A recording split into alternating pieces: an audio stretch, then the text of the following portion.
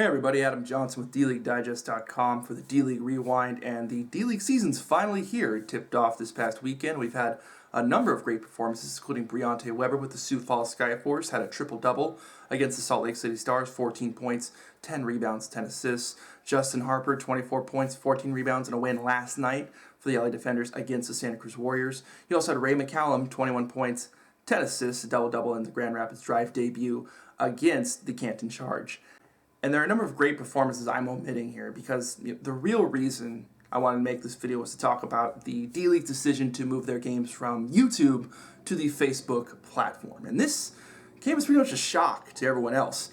This news came Friday, just hours before tip-off for the D-League season. There was no press release, and to the best of my knowledge, none of the teams knew this was going to happen. The teams didn't know, media didn't know, myself included, and in fact, broadcasters didn't know this change was going to come down. In fact, as late as Thursday, you had teams with press releases saying that the games would be on YouTube still, the day before. Just to clear a few things up for those who haven't caught up, Facebook is going to be the home for all of D-League regular season games this year, with the exception of some on ESPNU and NBA TV. But bottom line, going from YouTube to Facebook. And all games will be archived on Facebook as well, with some highlights being posted to YouTube. So of course this move was met with plenty of skepticism. Why go from a platform as successful as YouTube and move to Facebook? If it's not broken, don't fix it. So why make the move? We'll get a little bit later. But the D-League finally tipped off, had their games, and to say there were a few problems is it's putting it lightly, okay? Here are some of the issues with the Facebook Live format as opposed to YouTube. Number one, no rewind function. Okay, so if you come home from work and you want to get caught up on a game, or you're running errands, you want to get caught up on a game, and you want to go to the beginning in the middle of the broadcast, tough luck, you can't do that. With Facebook Live, you have to sit there and watch it as it proceeds. If you want to get caught up eventually, you got to wait till it's archived and then come back and watch the rest. YouTube, you can go back and forth live and watch it and get caught up later. In fact, this video right now on YouTube, you can rewind it. You can do that now. Go ahead, rewind it. Do it. Go ahead, rewind it. Do it. Floating emojis. Let's talk about floating emojis for a second, because those were quite a nuisance on these broadcasts. So for those that don't know, whoever not watched Facebook Live, you have these little emojis that go across the screen, maybe like this. When everyone wants to like the broadcast or hate it or what have you, these little bubbles come floating across the screen. Guess what's also down there at the bottom? The scoreboard. The scoreboard's also at the bottom. So it needs to say if that's going to be a nuisance. It's quite a problem, to say the least. And I've never heard of a broadcast having emojis going across the screen to emphasize a point or whatnot. And according to a Facebook press release, when they made the emoji announcement for Facebook Live, it's like letting the audience applaud and cheer. Well, I'm pretty sure that the audience in attendance at the games is doing that for them. So we don't need emojis for our broadcast. Number 3, Facebook comments.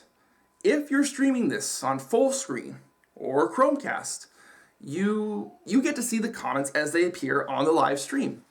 And needless to say, a lot of those Facebook comments were, why is this on Facebook? Where can I get this on YouTube? Why is this not on YouTube? Where's the sound? Where's the audio quality? So I don't understand why we need the comments on there as well. Just takes away from the broadcast. I know there's a sense of interactivity that Facebook wants with their broadcast, but it's not really meant for this sort of broadcast here. Number 4, subpar audio and video quality. With YouTube, you have the option for a 1080p broadcast if you wanted in some cases. Here, you don't have that with Facebook. You have a standard HD option, which I'm questionable if that's even HD. The picture is completely below the quality of what YouTube offered. So I'm not sure why they would deviate into this direction as well. You also have the issues with audio and video. If you go back and watch the Windy City Bulls Long Island debut game on Friday night, in fact, here's some of the audio if you want to hear it. Go ahead, we're going to play it right now.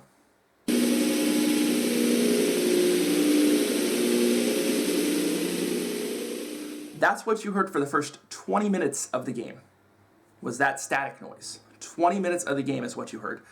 Go ahead and try and watch the Santa Cruz LA game from Saturday night. You can't. You know why? Because the third and fourth quarter are missing. You get about the first 3 minutes of the third quarter, and after that it's gone. The broadcast is gone, and it's archived like that too. It's missing. So there's chunks of games that are missing, the audio does not match up with the video, and it's just a much poorer quality, to say the least, than what YouTube offered them. And again, this raises questions. Why is the D-League doing this?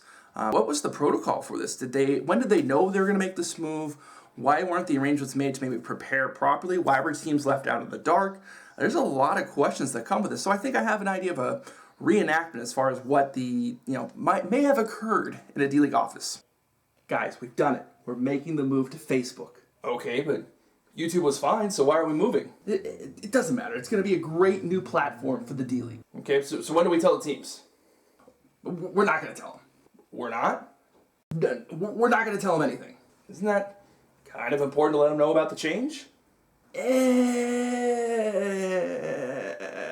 No. Shouldn't we test it out first, make sure there's no problems with the stream or anything? No, we really don't have time. But there are preseason games. We could use that as a dry run. No, it'll be fine. What could possibly go wrong? Do we know what the picture quality is going to be like? How it's going to compare to YouTube? Anything? 2 words. Are you ready? Floating emojis. I have some concerns. I can only assume D-League office personnel wear jerseys as their dress code. But the bigger question remains, why make the move from YouTube, a sustainable, a viable option, to Facebook?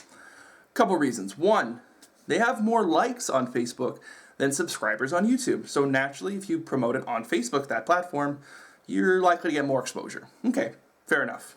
Number 2, Dan Reed, the former D-League president, left the organization to take a job with Facebook as the head of its global sports partnerships. Now, we don't know the specifics behind this, but I think it's fair to say it's not a coincidence that Dan Reed left the D-League and now the D-League is taking its platform with it. The Facebook just released Facebook Live over this year, so it's a fairly new platform. That's why it hadn't happened before, but the bottom line is that I think it's too much of a coincidence to not actually acknowledge that. Bottom line, Facebook Live does not seem to be a suitable replacement. There's a lot of questions to be answered, and hopefully the D-League listens to these and makes the move back to YouTube, because that was much better than the current situation with Facebook. Thanks for watching, and I'll see you next time. Take care.